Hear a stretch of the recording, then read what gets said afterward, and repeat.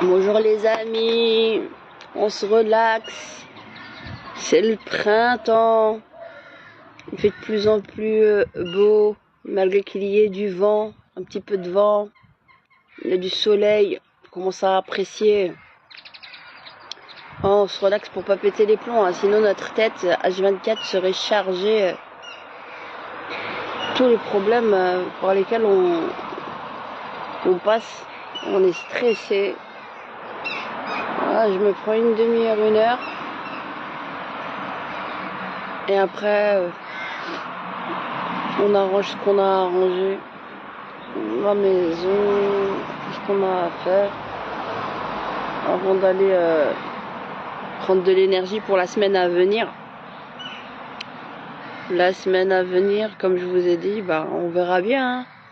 Et quand on voit les conférences du MR et du PS, c'est kiff kiff bourricot. Surtout vous qui êtes musulmane, vous êtes suspecté d'être coupable par défaut en fait. Mais ce n'est pas de l'islamophobie. Hein. Et puis c'est pas quelque chose de condamnable puisqu'on a le droit d'avoir peur de l'islam. Soit, ça c'est une chose. Mais de m'enlever mon droit citoyen le plus élémentaire en tant que citoyenne parce que je serai musulmane en est une autre. Malheureusement. Bonjour à tous ceux qui nous rejoignent. Hello Nadia, tout va bien? Comment ça va? Il fait beau? Ça va. Tu vas bien? Les enfants vont bien? Ça va, ils sont à l'école. Là, on a repris l'école puisque lundi, hier, ils étaient pas à l'école. Les écoles francophones, ils sont en congé? C'était hier, ouais. Aujourd'hui, ils ont repris. C'est 15 jours les francophones, non? Ouais, mais non, ils sont pas encore en vacances, hein. La semaine prochaine, dès la semaine prochaine, ils seront en vacances 2 semaines. Ah, donc cette semaine, ils ont école? Ouais. Oh. C'est le 21 hier, non? Ouais, hier, c'était une fête, c'était congé, c'était férié partout. Ah, d'accord. Mm. Donc, ce sera le lundi. Je t'entends mal, je t'entends de loin. Tu m'entends? Voilà, je t'entends mieux. Ça va? Oui, en fait, parce que les néerlandophones, eux, ils ont déjà commencé. Ils sont décalés, ils ont déjà pris leurs 2 semaines de vacances. Comment ça se fait, ça? Là, c'est comme ça, c'est le décalage francophone et néerlandophone. C'est comme ça. Hein. Parce qu'avant, ils avaient les mêmes congés. Oui. Eh oui. Non, je ne suis pas belge, Cathy Simon. Tu es belge et j'aime ta façon d'expliquer les choses. Je suis contente de te retrouver en live. Merci. Non, je suis en Belgique, mais à la base, je suis pas belge. Mais bon, peut-être mon pays d'adoption. Donc, voudra me rendre belge. La semaine prochaine, vous êtes en congé. Comment? La semaine prochaine, vous êtes, Inch'Allah, en congé. Ouais, c'est ça. Ah, ouais. En théorie, un congé, hein, parce que là, va falloir bûcher pour les enfants qui se préparent aux examens de fin d'année. Le CEB et tout ça. Ouais. D'accord. Ouais. Profite bien du soleil. Ouais, exactement. Moi, je vais devoir te laisser comme j'ai un rendez-vous à midi. D'accord. Je te fais de gros bisous. À la prochaine. Ouais, au plaisir, Inch'Allah. Au plaisir. Merci. Au plaisir. Ouais. Eh bon. Ouais, alors PS et MR se donnent main dans la main pour nous discriminer en tant que femmes musulmanes. Hein. Tout ça, c'est des pipeaux. Vous avez bien vu la conférence d'il y a 4 mois du MR à l'espace Jean Gaulle, n'est-ce pas, avec les livres dit Allah n'a rien à faire dans ma classe. Et vous avez une enseignante, une ex-enseignante, qui a écrit un livre de témoignages. Alors il nous parle de l'entrisme. En fait, c'est un deuxième Thomas More, hein, Institut Thomas More qu'on nous fait. Voilà. Entrisme. Et c'est des mots qui ne veulent rien dire. C'est-à-dire que eux ont le droit de nous faire de l'entrisme avec leur dogmatisme et leur idéologie de franc-mac. Bah oui, faut appeler un chat un chat. d'accord? Mais en fait, vous, en tant que citoyenne, vous n'avez pas en fait le droit d'échanger vos idées. Vous serez censé polluer le monde entier. Sauf que les leurs seront censés être leurs valeurs et, comme le Georges-Louis Boucher disait, le concept de neutralité, c'est la neutralité. Vous êtes neutre. Tout le monde a des idées. Bizarrement, vous faites tout pour faire en sorte que les citoyens, et normalement, et notamment les citoyens musulmans, ne puissent pas parler de leurs convictions. Mais vous, vous avez le droit d'assaillir et de faire une OPA sur l'appareil d'État avec vos idées et vos idéologies tout court. Moi, je suis pour la démocratie totale. Mais bizarrement, la gauche comme la droite, nous sommes l'ennemi commun, c'est-à-dire, ouais, l'islamisme. Je suis contre tous les extrêmes, hein, d'accord? Mais c'est pas contre vous, hein. Oui, mais le voile, hein. Donc, c'est-à-dire que moi, on me met sous tutelle quelque part. C'est pas grave. C'est pas grave. Par contre, ça ne dérange pas monsieur Georges-Louis Boucher de parler avec le fils Sarkozy qui dit, soi-disant que nous, en fait, on aurait ramené, en écoutant Georges-Louis Boucher, qui disait, il y a 4 mois, dans ce débat, qu'on va parler du voile, du halal et du problème au Moyen-Orient. Alors qu'on doit parler des problèmes, c'est ça qu'il a dit, hein, des problèmes de la société, du pouvoir d'achat. Et on a vu ce qu'ils nous ont proposé quand même à l'Arizona. Il est arrivé, hein, il a eu ses votes, hein, après le 2024. On a vu ce qu'ils ont proposé au peuple. Vous avez vu, hein, avec l'Arizona, la NVA et le MR. Extrême droite sioniste. Extrême droite sioniste. Qui vient nous dire, au lieu de ramener les débats du Moyen-Orient, c'est nous qui ferions de l'entrisme, qui ferions, mais c'est eux pourtant qui sont au niveau politique. C'est eux qui nous ramènent le désastre politique, pour tous les citoyens que nous sommes. Mais ce serait nous le problème en fait. Et les jeunes filles musulmanes voilées. Moi je ne suis pas personnellement pour que les jeunes filles de moins de 15 ans se voilent. Et même j'apporte mes conclusions d'un point de vue théologique. Mais, attendez, il y a des gens qui veulent monter.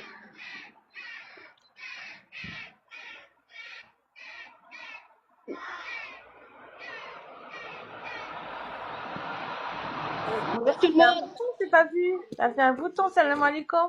Comme salam, ça va, tu vas bien et toi? Alhamdoulilah, ça fait un bouton, je t'ai pas vu. J'ai dit, toujours tu dis la vérité, tu dis des choses qui sont vraies et franchement vérité, wallah. Merci. Mashallah Ali. Merci. On t'a pas censuré en fait. Bah non, je fais là. Ouais, il m'avait coupé à un moment donné et puis je pars sur le YouTube. Je fais mes directs aussi dessus et sinon je fais les directs ici et puis après je rebalance le live. Ouais, en fait ils veulent simplement qu'on détourne le regard. Simplement. Oui, voilà, donc moi je parlais justement de la politique ici en Belgique avec le MR et tout ce qu'on est. Toi tu es où? Tu es où? T'es en Belgique, moi je suis en France. D'accord. Oui, moi je suis très mobilisée contre l'éducation sexuelle, mais maintenant je voulais donc là on va de toute façon faire le nécessaire, on va saisir le juge d'instruction en tant que parent et on verra bien. Mais là j'étais en train de revenir maintenant sur un autre sujet, notamment oui par rapport à la droite, l'extrême droite, qui prend le monopole des débats en Belgique et puis nous montre comme nous l'ennemi commun. Mais je voulais dire par rapport à monsieur Georges-Louis Boucher que ça ne me l'a pas dérangé de parler avec le fils Sarkozy qui disait des Palestiniens qu'ils crèvent tous à l'antenne publique normale nationale française. T'as vu ça? Vous voyez? Mais c'est nous qui ramènerions la haine. Alors le décret de neutralité, non mais c'est incroyable. Moi j'ai écrit comme j'ai dit, j'ai écrit un livre en 2017-2018 que je m'auto-publie. Et le tome 2 et le tome 3, je les ai pas sortis. J'ai sorti le tome 2 en version numérique gratuitement, la première partie. Je retourne 2 siècles dans l'histoire à base de sources, d'archives et de mon histoire familiale, personnelle, avec la généalogie et le témoignage par rapport à notre famille. Et mais ici, donc je parle de plein de sujets déjà en 2017 et j'avais une réponse à leur faire, puisque Aussi, j'ai écrit des poèmes à l'intérieur du livre. Il y a plein de choses. Je parle de la Marseillaise, tolérance, langue enseignée à l'école publique. Euh, et, euh, et donc, euh, j'expliquais, là c'était avant les élections 2017, je parlais aussi de l'article 50 du traité de Lisbonne. Oui. Et je parle de beaucoup de choses. Et être musulmane dans la société. Donc on va prendre à la volée. Ici, ah oui, là c'est quand je parlais d'Evras. Je parlais de l'euthanasie, je parlais de plein de choses. Bon, je vais vous lire. Je parlais aussi de l'IVG. Puisqu'on est en plein dedans avec l'Evras, tant qu'à faire, allons-y. Hein.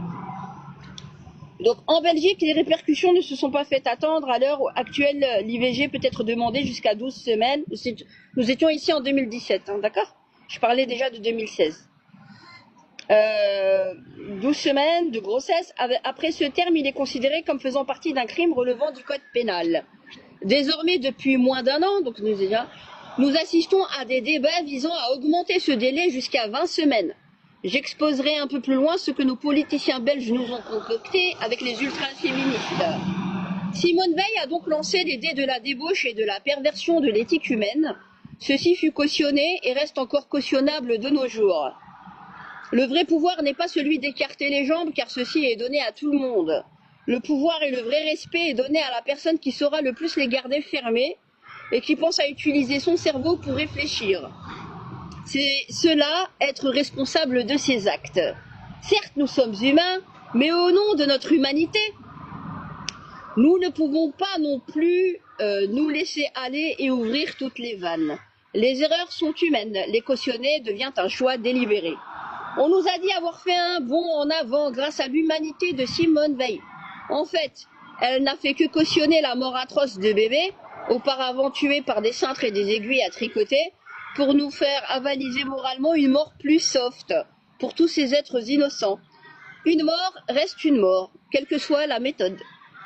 Humain certes, mais comme on aime à le dire, mais pas au point d'en devenir un oxymore en anéantissant la vie fétale. Que chacun sache prendre ses responsabilités, l'exception n'est pas la règle. Pour ma part, je pense que Simone Veil se souvenait des camps de concentration dans le rétroviseur, mais n'a rien retenu de la leçon. Mais avec un beau sourire et un physique agréable à regarder, nous pourrons toujours tout vous faire gober. Que le peuple en prenne de la graine et qu'il reste vigilant, car la superficialité des rapports humains et l'avilissement des mœurs nous ont fait glisser dans notre propre déchéance. D'ailleurs, les quelques députés lucides de 76, 76, eux-mêmes avaient déclaré cela assimilable à du nazisme. Ils avaient raison, car ce n'est rien d'autre que de l'extermination. Malgré le patriarcat que nous dénonçons sur ce point, ces hommes avaient raison, car ce que l'on veuille l'admettre ou non, que cela soit audible ou non, que l'on nous attende tous les procès du monde, cela reste de l'extermination de la race humaine, n'en déplaise au monde entier. Dire qu'un fœtus n'est pas un être humain est une idéologie nihiliste. C'est conceptuel, c'est mental. On fait en sorte d'en persuader le monde par des pseudo-médecins.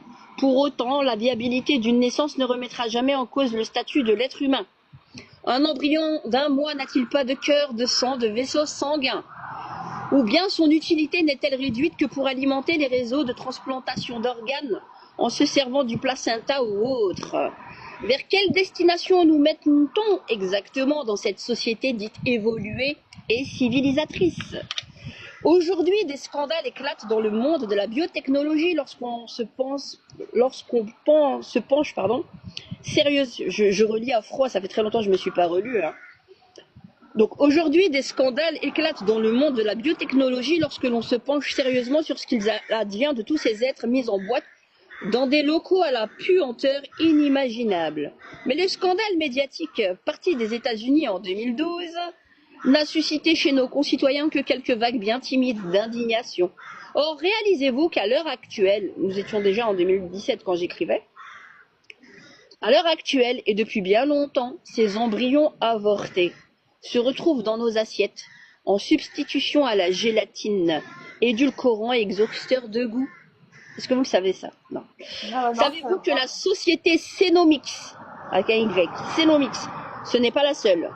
fournit des exhausteurs de goût à base de cellules embryonnaires. On mixe et on développe le goût dans la culture culinaire. A de grands consortiums de l'industrie alimentaire tels que Pepsi, Nestlé, Kraft et Lay's. Si vous ne me croyez pas, faites vos recherches.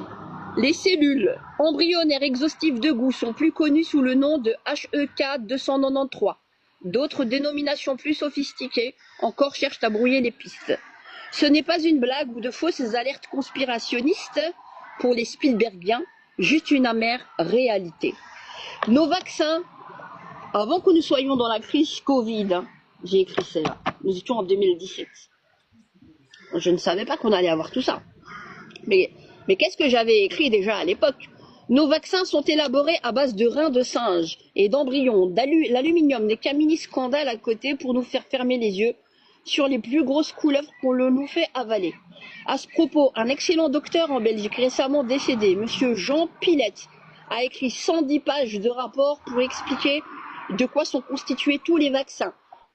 Il faut donc nous tenir... Mais il est déjà décédé depuis... Oui, voilà. Il faut donc nous tenir bien loin de cette utopie de croire que nos vaccins ne sont fabriqués qu'à base de substances végétales, qui d'ailleurs peuvent être nocives lorsqu'il n'y a pas une maîtrise poussée du dosage. Alors que dire lorsqu'on injecte des substances animales et humaines avariées dans le corps de nos enfants? Sachant cela, nous pouvons donc légitimement penser que nous sommes programmés par l'entremise de ces vaccins à tomber malades et permettre aux entreprises pharmaceutiques et à la sécurité sociale de tourner allègrement, mais à nos dépens. Toutes sont de mèche. Alors nous nous retrouvons au final à manger des avortons ou à nous en faire injecter dans le sang. Tout est fait pour nous faire mourir. La mort est devenue un commerce triste et prospère. Comme disait Lavoisier, rien ne se perd, rien ne se crée, tout se transforme. Quelle belle civilisation de cannibales sommes-nous donc devenus? Encore faudrait-il ne pas donner de la matière première pour se retrouver à bouffer les entrailles de femmes infanticides, juste parce que d'autres n'ont pas souhaité prendre leurs responsabilités. Oui, je vois déjà des personnes nous répliquer que nous nous opposons à l'IVG du fait de notre propre croyance en Dieu. Quelle insulte à l'intelligence, notamment à celle de nos concitoyens athées. Parce que c'est pour répondre, hein, les vras, patati patata, patati patata, on va leur répondre. Je peux parler 2 minutes? Ouais. Je juste parler, en fait, je représente une association pour les Palestiniens. Je voudrais en parler. Tu m'autorises ou pas? Oui, il n'y a pas de problème. Alors, en fait, on fait partie d'une association qui s'appelle les Cœurs de l'Espoir. D'accord. Voilà. Et cette association, en fait, elle va le but d'aider les Palestiniens. Simplement, il faut aller sur Eloasso, sur le site Eloasso. Tu connais ou pas? Oui, j'entends parler souvent de ça. Eloasso, d'accord. Et on fait des distributions des colis alimentaires. Sur ma page, tu as toutes les distributions qui ont été filmées et qui sont en preuve dans mes vidéos dans ma page. Voilà. D'accord. On a vraiment besoin, ils sont vraiment dans la famine. Voilà, écoutez Soso Espoir, allez vous mettre sur son profil et regardez, et je pense qu'elle aura beaucoup plus de... Ouais, t'as mis des vidéos sur ton profil ou quoi? Ouais, j'ai pas mis les vidéos, les 3 vidéos, comme voilà, il y en a plein. D'accord. D'accord. En fait, il y a plein de trucs en fait, les Palestiniens ont du mal à trouver de la farine, surtout en ce moment, tout est coupé. Mais la farine, elle a 100, 200 dollars parfois. Ouais. C'est vraiment, ils ont du mal à y aller. Hein? Le combien? Combien de kilos? 25 kilos? 25, ouais. 25, 200 dollars. Waouh. Ouais, c'est grave, hein. C'est un truc de fou.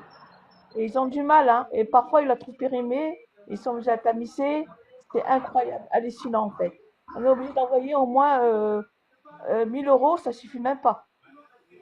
On a du mal, hein. Franchement, on a du mal. C'est pour ça qu'on peut demander, on peut envoyer un don de 10 euros, de 1 euro. T'en as qui mettent 1 euro, hein. Alors, je vous enjoins à tous ceux-là qui écoutent l'annonce de Soso Espoir à la rejoindre, venez si on peut aider pour que les gens ne meurent pas de faim. Je vais l'écrire, il faut aller sur le site Eloasso. Eloasso. Oui, mais ton association, elle s'appelle comment, tu as dit? Parce que sur Eloasso, je crois. Eloasso, c'est une plateforme, il me semble. Ouais, et l'association, c'est Les cœurs de l'espoir. Les cœurs de l'espoir, c'est ça? Ouais, je l'ai écrit là maintenant. D'accord. Association Cœur Espoir. Les D'accord, cœurs de l'espoir. J'ai oublié d'accord. en fait. Attends, je vais l'écrire. J'ai oublié Oui, ils sont en train de voir dans le chat. Ok. les cœurs de l'espoir sur Hello Asso.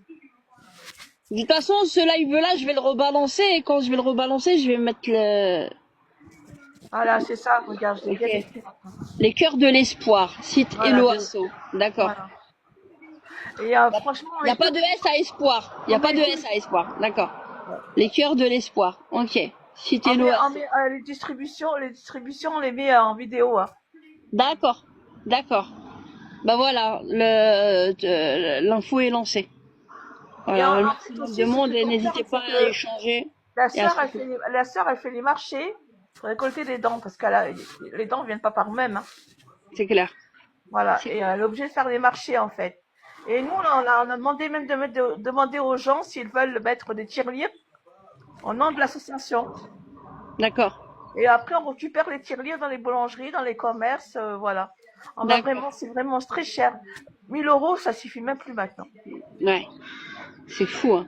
Ça suffit Et même pas. t'as Louis Boucher ici en Belgique qui te dit que c'est nous qui ramènerions le problème du Moyen-Orient en Belgique parce que ça nous préoccupe en tant qu'humains avant d'être des musulmans. Il y a plein de gens qui sont pas musulmans et qui soutiennent cet élan de solidarité, cet humanisme. Il vient te dire ça et il s'assoit à la table d'un mec, le fils Sarkozy, qui dit qu'ils crèvent tous. Mais c'est nous qui ferions de l'entrisme. En tant que musulmans en Belgique. C'est nous qui ferions de l'entrisme. C'est nous qui ramènerions ces débats. C'est nous qui ferions du communautarisme. C'est grave, hein. C'est l'arroseur arrosé en fait. Non, mais leur propagande, elle est monstre. Ce sont des extrêmes droites sionistes. Ouais, bah, Alors ils disent oui, il a dit quoi? Il a dit, oui, mais ils disent sionistes pour pas dire juif, pour pas paraître antisémite. C'est pour ça qu'ils veulent rentrer soi-disant l'antisémitisme, le sionisme comme antisémitisme. Faut te réveiller tôt. Tu connais pas Giniuski, Paul Giniuski, celui qui a écrit pendant près de 50 ans, un sioniste, qui a écrit la guerre des hommes bombes en 2008. Ouais, dégueulasse son livre. Qui a écrit en 2005 ou 2015. Je dis pas de bêtises. 2005, je crois.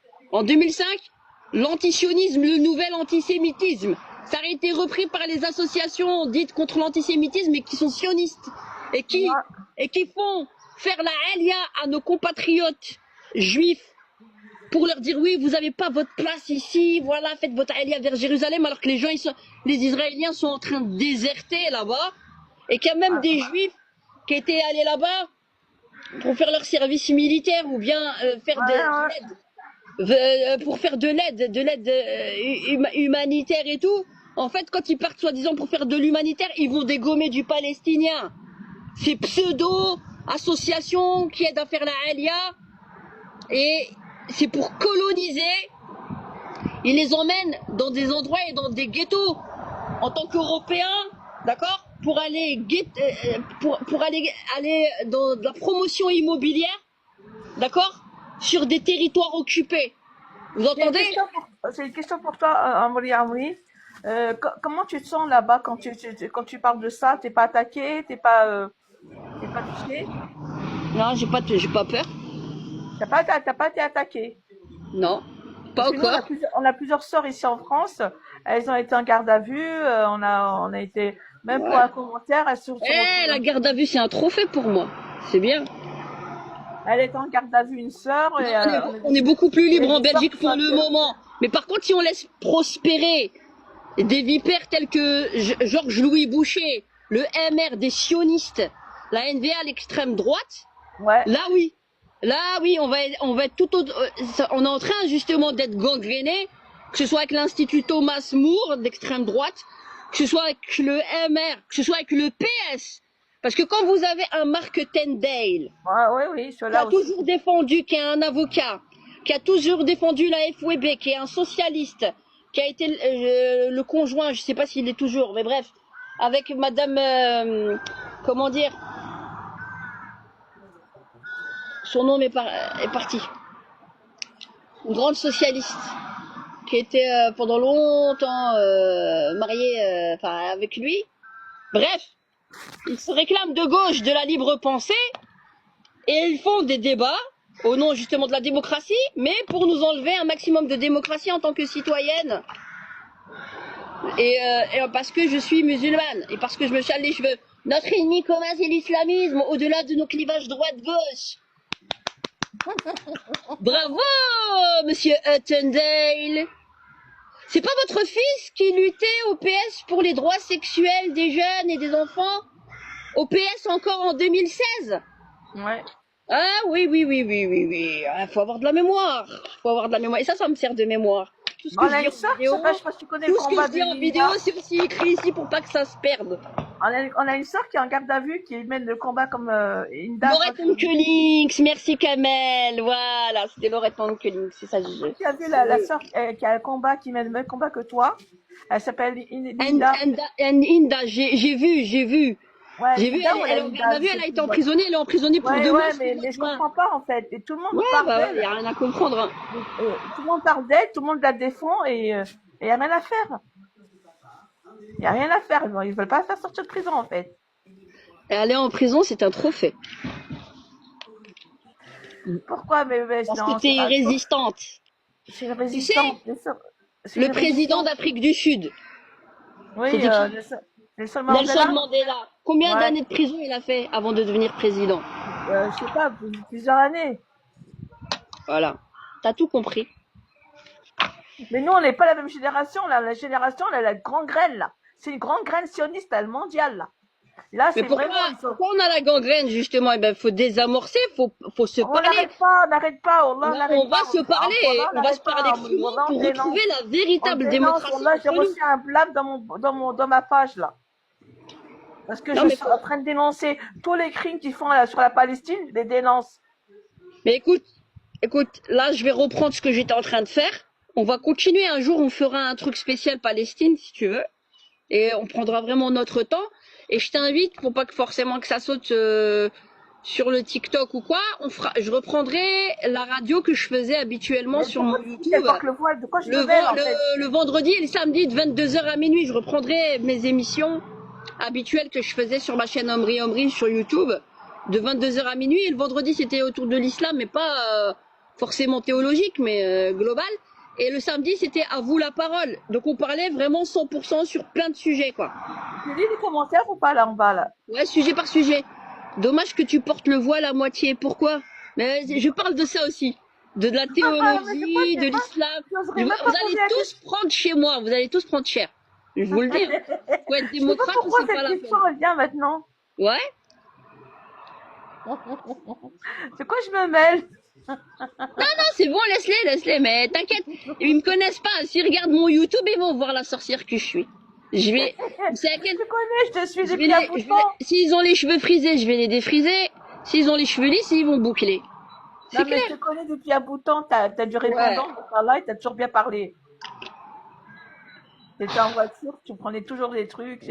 J'avais bien, moi, à un moment donné, je te voyais. Aucun parti, moi. Et après, parti du juste milieu. Mais je savais pas que t'étais en Belgique. Moi, je pensais que t'étais en France. Ouais, bah, je suis une Française. Je suis franco-algérienne. Ça fait 25 ans que je vis en Belgique. À Bruxelles. Ah, bah voilà. Voilà. Et mais Belgique, elle commence à devenir comme en France. Hein. Bah oui, ça commence à gangréner, justement, avec des Georges-Louis Boucher et compagnie. Et avec des fils Sarkozy et compagnie. Bah bien sûr. J'ai des consoeurs qui m'ont parlé de ça. Qui ont des parents criminels. Elles m'ont parlé de leur combat aussi là-bas. Non, mais c'est pareil. On a encore une latence ici pour être suffisamment libre en Belgique, le bastion de la résistance. Mais maintenant, justement, faut battre le fer quand il est chaud pour enlever les quiproquos et se parler, mais pas se laisser gangréner comme en France. Parce que c'est ce qu'on cherche à faire. Elle s'est même vu refuser un truc qui m'a vraiment halluciné pour un feu rouge. Elles m'ont dit qu'elles ont été leur nationalité belge a été refusée. Ouais, je sais pas. Ah bah j'ai dit non, c'est pas possible. Elle me dit si Soso, regarde, t'as qu'à regarder, t'as qu'à demander. J'ai dit t'as fait quelque chose derrière et tout ça. T'as porté des. Franchement, la vérité, c'est hallucinant ce que j'ai entendu, voilà. Ouais. Bon, on va reprendre là. On va reprendre. Je vais vous lire un petit peu de lecture. Et justement, je sais pas. Là, je vous ai parlé un peu. Maintenant, je vais parler être musulmane dans la société. J'entends souvent la femme musulmane voilée être dépeinte comme moyenâgeuse. Ceci ne devrait en rien l'offusquer, mais bien être pris comme un compliment dans une société en perte d'éthique et de valeurs qui ne prête plus attention aussi bien à la décence qu'à la vie, avortement, euthanasie, et qui en outre honore ceux qui s'habillent comme au temps de la préhistoire, c'est-à-dire quasiment nus. Dès lors, vous comprendrez qu'en comparaison de la préhistoire, le Moyen-Âge est considéré comme un progrès dans la prise chronologique de l'histoire avec un grand H. Et plus on en montre et plus nous nous situons dans la surenchère, faisant croire à la femme que son dénuement est le fruit de son émancipation, au plus grand bonheur de la perversion des hommes.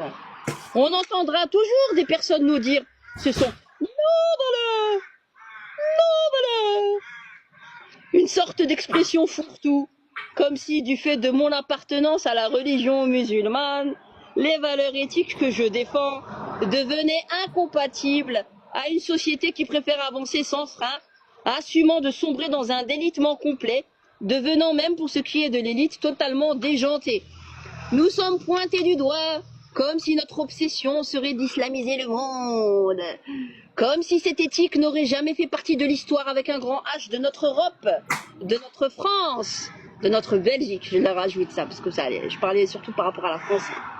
Nous sommes mis à l'index, comme si nous étions étrangers les uns des autres, alors que pas plus tard qu'hier, nous jouions ensemble dans les bacs à sable. Le pire étant que ces femmes, entre parenthèses de la classe politique le plus souvent, qui dénigrent le plus leurs consoeurs musulmanes voilées, se croient tellement irrésistibles qu'elles estiment que l'incarnation de la République française par Marianne ne peut revenir qu'à elles. Or, pour information, Marianne n'était pas blonde et portait le bonnet phrygien. Faute de ne pas en mettre, je les invite donc toutes à montrer leur sein parmi les parlementaires de l'Assemblée, si cela n'a pas été encore fait. Et je n'exagère pas dans mon emportement.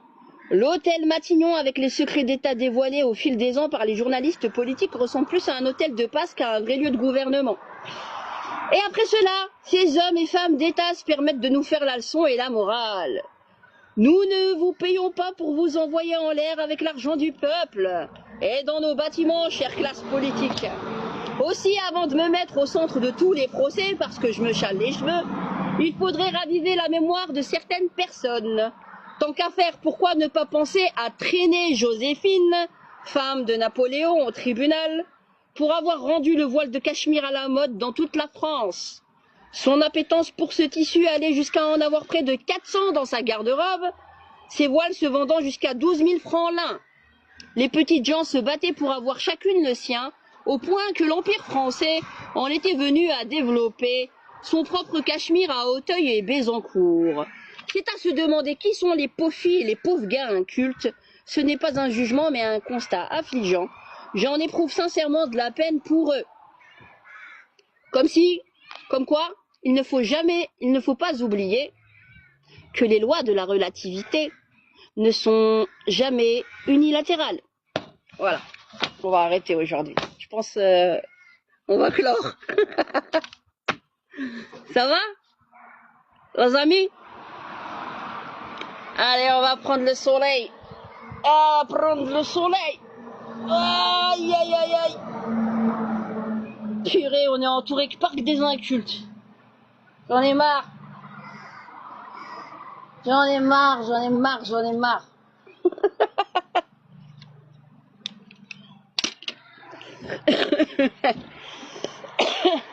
Vous voulez que je vous dose encore? Ouais, je suis chaud là. Mais pas pour l'argent, je vous dis, je vous l'ai mis gratuit. Sur la plateforme Calaméo. La muse, droit de réponse, régalez-vous, hein. Zéro censure. Je n'ai rien à foutre. Je suis libre. Mais vraiment.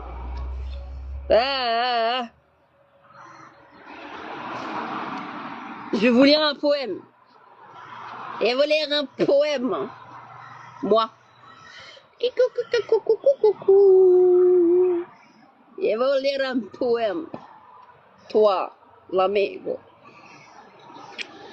Où est-ce qu'il est? Où est-ce que je l'ai écrit? Ça fait combien de temps là? Non, 2025. Ah, tout le monde prend cher chez moi. Au nom de la démocratie, je ne discriminerai personne. Un instant.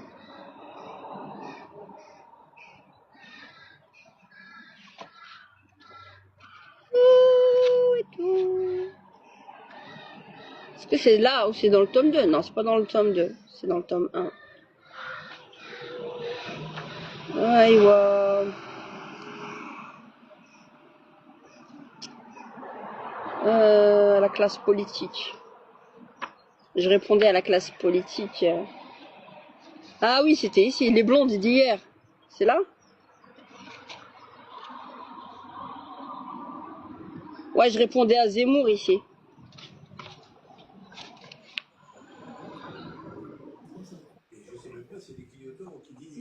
Je vous entends. Où est-ce que je l'ai écrit?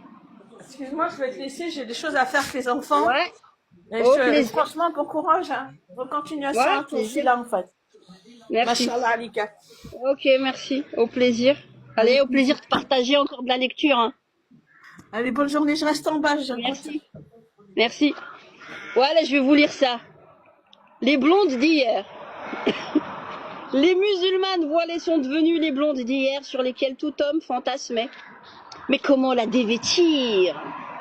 Ou bien, faisons-en des rivales au sein de la gente féminine en remettant en cause la pureté des filles ne se voilant pas, et nous obtenons la meilleure manière de leur mettre la pression pour qu'elles s'abandonnent à devenir nos joujoux préférés. Redéfinissons pour elles ce que le voile est censé être ou représenter. Et oui, même la boche aura droit à cette complaisance, car l'on ne supporte pas cette résistance. Cela me fait penser à Notre-Dame de Paris, l'œuvre écrite par Victor Hugo en 1831, qui mettait en scène l'archidiacre Claude Frollo, désirant ardemment Esmeralda face au bossu bête et hideux, incapable de l'aimer à sa juste mesure, représentant l'homme musulman. La femme a toujours été un enjeu majeur dans toutes les sociétés. Cependant, je refuse catégoriquement d'être prise pour une Barbie que l'on aime vêtir ou dévêtir, ni ne supporte être réduite à l'état de pion, devenant l'enjeu d'une partie qui se jouerait entre deux protagonistes se livrant une guerre de virilité, telle des coqs de basse-cour. Personne ne décide pour moi. Je suis libre comme l'air et reste le seul capitaine à bord de mon navire. Je vois déjà des hommes musulmans, à la lecture de ces mots, avoir déjà un pincement au cœur. Leur fameux « oui, mais » oui tout court est largement suffisant. Ils sentent surtout qu'ils sont en perte de contrôle, que cela pourrait remettre leur virilité d'homme en cause. Normalement, je me dis que l'homme ne devrait pas avoir besoin de la femme pour gagner en assurance, mais il a tendance à vouloir mesurer sa capacité de domination sur celle-ci. C'est dégueulasse et injustifiable. En gros, pour rassurer monsieur, on devrait se laisser esclavagiser. Il n'en est rien. Néanmoins, je conteste tout autant l'ultra-féminisme qui est tout aussi dictatorial. Je suis pour moins de misogynie et pour qu'on adopte le juste milieu, tout simplement. Il en est de même chez les hommes musulmans qui, parce qu'ils éprouvent le besoin urgent de se démarquer de la civilisation que souhaitaient imposer les ex-pays colonisateurs, cherchent à affirmer leur identité et refus de ressemblance en surenchérissant les codes vestimentaires des femmes de leur communauté. Cette volonté ignominieuse à poursuivre ce colonialisme s'est entendue dans la bouche de nos politiques français et de certains de nos écrivains lorsqu'ils s'évertuent toujours à en décrire les mérites et les aspects positifs. Il est certain que la colonisation fut observée comme quelque chose de très positif, entre parenthèses, en voyant notamment les caisses de l'État se renflouer, tant qu'on l'observait de son bureau et de son écran de télévision, mais surtout pas de l'autre côté de la barrière, où se subissaient exactions et tortures en tout genre. Avec de tels individus, l'on ne se surprendrait pas à entendre des propos comme, ouvrez les guillemets, on vous a supprimé, c'était pour votre bien, dites-nous merci maintenant. Bien que n'ayant pas été forcément des colons, leurs géniteurs sembleraient leur avoir transmis l'esprit. On devrait répliquer à l'extrême droite qui se sent colonisée par les étrangers qu'il faut percevoir que de cette autre, ouvrez les guillemets, colonisation, un aspect tout aussi positif, du moins doivent-ils tenir compte des lois salutaires et immuables de la relativité. Encore ont-ils la chance de ne pas nous voir si rancuniers, et pourtant nous pourrions l'être. Nous pourrions l'être. Car ce n'est pas faute seulement d'avoir pillé les richesses de nos aïeux et les avoir massacrés. Suite à la misère que l'oligarchie républicaine française répandit en terre conquise, après l'avoir fomentée, ils les ont fait venir dans l'Hexagone afin de pallier à la fainéantise des métropolitains de l'époque qui ne possédaient aucune richesse si ce n'est celle de croire, ouvrez les guillemets, l'ingéniosité de leurs politiciens qui derrière les idéaux de papier ne défendaient en fait rien d'autre que l'exploitation de l'homme par l'homme. D'ailleurs, il faudrait les amener à la réflexion en les interrogeant de cette façon. Comment votre ascendance aurait-elle survécu au lendemain de la Révolution française si le gouvernement du Directoire n'avait pas emprunté de gros quintaux de blé au gouverneur d'Alger? Car à ce moment-là, la disette menaçait une grande partie de la France, notamment la paysannerie et les prolétaires des villes qui constituaient plus de 80% de la population. Quelques décennies plus tard, le nouveau roi Charles X et son gouvernement, voyant l'annexion et le dépeçage de la Belgique leur échapper, entre parenthèses indépendance officialisée le 4 octobre 1830, décidèrent de s'emparer d'un autre territoire, celui des indigènes. Vocable qui leur fut sûrement attribué parce qu'on les jugeait indignes d'être remboursés, et qui rejoint les autres guère meilleurs de beurre et rebeux que mes semblables en apparence reprennent à cœur joie. On leur a lancé les dés, ils se les sont appropriés. Demain on dira d'eux qu'ils sont des chats, et ils reprendront cette expression tout aussi joyeusement. Moi je ne suis ni une rebeu, ni une arabe, et encore moins une indigène. L'indigénat eut son temps. Les Juifs d'Algérie aussi furent appelés ainsi jusqu'à ce fameux décret Crémieux de 1870 qui les délivra du statut de l'indigénat, un statut de sujet français de seconde zone dans lequel en revanche furent maintenus les musulmans natifs d'Algérie. Stratégie radicale rendant encore plus facile la discrimination et l'oppression qui provoqua irrémédiablement une fracture douloureuse entre les deux communautés. Toutefois, l'équilibre fut tragiquement rétabli entre elles lorsqu'en 1940, le régime de Vichy l'abrogea pour déchoir les Juifs de leur citoyenneté française de part et d'autre des deux rives. Heureusement pour eux, cette mesure antisémite ne fut que de courte durée, le temps de voir le maréchal Pétain céder à sa place au général de Gaulle. Quant à l'issue de la guerre d'indépendance, les Juifs d'Algérie durent partir vivre en métropole. Ils connurent pour certains à leur tour les affres de la déportation et le sentiment d'être considérés comme des Français de seconde catégorie. Alors sachant tout cela, M. Éric Zemmour me fait sourire lorsque je l'entends oser dire que la France n'aurait jamais dû ouvrir ses frontières aux 40 millions d'immigrés, étant lui-même un des premiers de ce siècle à l'avoir fait.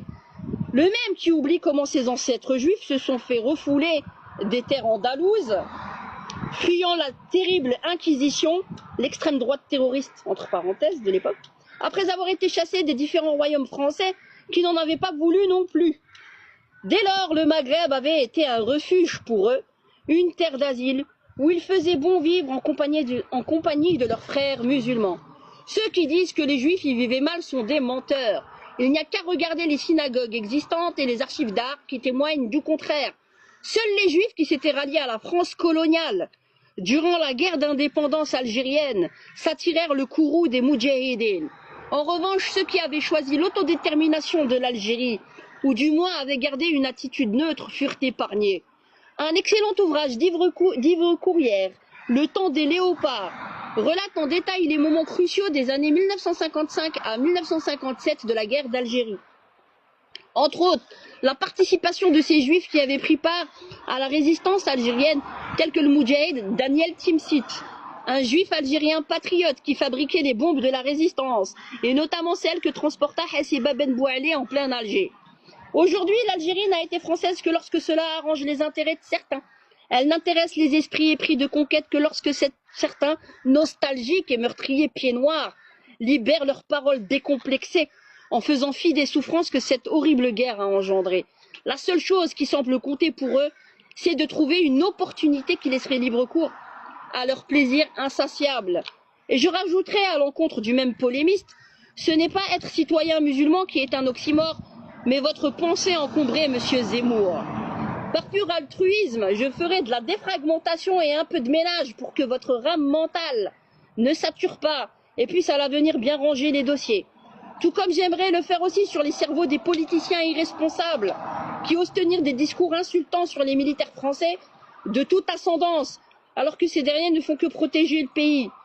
J'invite tous ces pouilleux à faire un petit tour dans les casernes afin qu'ils osent s'exprimer devant eux s'ils ont encore des épaules. Bon, encore un petit dosage.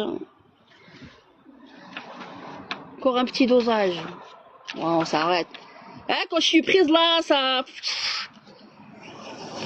Feu d'artifice. Ouais, politique nationale française, sociologie. Ah oui, c'est ça. Sociologie, donc nous étions en 2017, bien avant. Politique nationale française. Vous pouvez le dire, il y a 224 pages gratos. Régalez-vous. Sinon, je l'ai mis sur Amazon à 16,88 €, tome 1. Pour être accessible, je veux dire vraiment. Politique nationale française. Comment se fait-il encore aujourd'hui, en 2017, que nous ne voyons que des blancs aux élections de France? Ce n'est pas vraiment de leur faute, mais celle des médias complices du pouvoir et de la vôtre aussi, celle des Français de couleur, musulmans ou non, qui ne constituez pas vos propres partis politiques pour proposer autre chose et qui vous êtes que trop confortés, à vous faire guider. Toi, la femme musulmane qui te voile, qui est tombée dans le jeu de ceux qui t'excluent, crée ton parti politique, mais prends garde de ne pas t'associer avec des musulmans qui t'isolent, mais avec tous ceux aspirant à des valeurs communes. Les politiques s'acharnent pour t'empêcher l'accès aux fonctions publiques. Serait-il donc au-dessus de la Constitution? Mais puisque personne ne s'y intéresse, il est normal qu'ils fassent des lois injustes et libertaires à ton encontre. Au lieu de manifester dans la rue pour un droit acquis au prix du sang de tes aïeux, engage-toi et va au Parlement pour reprendre ce que l'on te vole. Aux hommes pseudo-féministes de la classe politique de Belgique et de France, c'est ça que je voulais vous lire, s'en prenant aux femmes musulmanes. Vous vous comportez tels des enfants à qui nous interdisons une sucrerie et qui manifestent une grosse crise de nerfs en plein magasin. Vos persécutions si intenses à l'encontre de la musulmane voilée ne sont qu'à la hauteur de votre désir passionné et inavoué. Vous résister n'a fait qu'augmenter l'enchère. Sommes-nous coupables d'être encore plus désirables en nous voilant? Ce n'était pourtant pas le but. Donc pour arrêter votre souffrance, devrais-je être dans le renoncement de ma personne? Votre dialogue intérieur m'a murmuré un soir ceci à l'oreille. Oh, quelle est donc cette fièvre qui me fait perler le front et qui me consume amèrement et si lentement? Ma gorge se serre et j'ai tant de mal à avaler ma salive. Mais pourquoi s'acharne-t-elle à tourmenter autant mon âme? Ne voit-elle donc pas que je souffre? Qu'elle est à elle seule la créature qui attise et ressort du tréfonds de ma chair tous mes fantasmes inavoués? J'empoisonnerai alors ta vie jusqu'à te faire plier et te rendre dépendante. Je ferai interdire ta voix dans tous les lieux publics jusqu'aux hémicycles parlementaires tant qu'elle ne s'alignera pas sur ce quoi je t'ordonne. Je proférerai contre toi tout mensonge visant à te bannir de la société. Je réduirai à néant ton plus infime souffle d'espoir, faute de ne pouvoir te posséder, autant magistralement te haïr. Obsession maladive qui jamais ne vous quitte, à vous en donner insomnie et sueur froide dans le dos. Comme compagnie en pleine nuit, que de profonds soupirs chauds, vous nouant les tripes, attendant par dépit une source fraîche qui étanche passagèrement l'aridité de votre âme agonisante. À m'avoir tant cherché, Vous n'avez fait que me perdre, provoquant encore plus ma fuite, longue de 30 ans de marche, qui n'est au final qu'une prise d'élan, afin de mieux sauter à pieds joints dans le plat qui vous éclaboussera définitivement. Il faut dire que j'en suis flatté. Jamais je n'aurais pensé l'ombre d'un instant être votre muse. Par miséricorde, vous n'aurez qu'un mouchoir en dentelle pour vous consoler, ou plutôt un de mes voiles, qui a si intimement eu le droit de caresser mes cheveux parfumés. Vous pourrez dès lors tous bondir dessus pour le renifler de fond en comble, comme jusqu'à vous polir le jonc, tels des chiens affamés se déchirant pour un vulgaire os. Par toutes vos offensives, vous n'avez fait que consolider mes convictions. Excellent professeur, façonné au rythme de vos injustices qui m'ont forgé, je ne puis que vous remercier. Par mon voile, je présiderai les hémicycles parlementaires. Par mon voile, j'enrôlerai les régiments de l'armée. J'enseignerai à l'école publique. Je ferai tous les corps de métier de la nation. Ceci n'est qu'une question de temps, car la dignité ne s'achète pas. Lorsque le peuple viendra à maturité, vos noms seront effacés de l'histoire, comme si vous n'aviez jamais existé. La nation ayant trop honte de devoir un jour s'en justifier. Merci.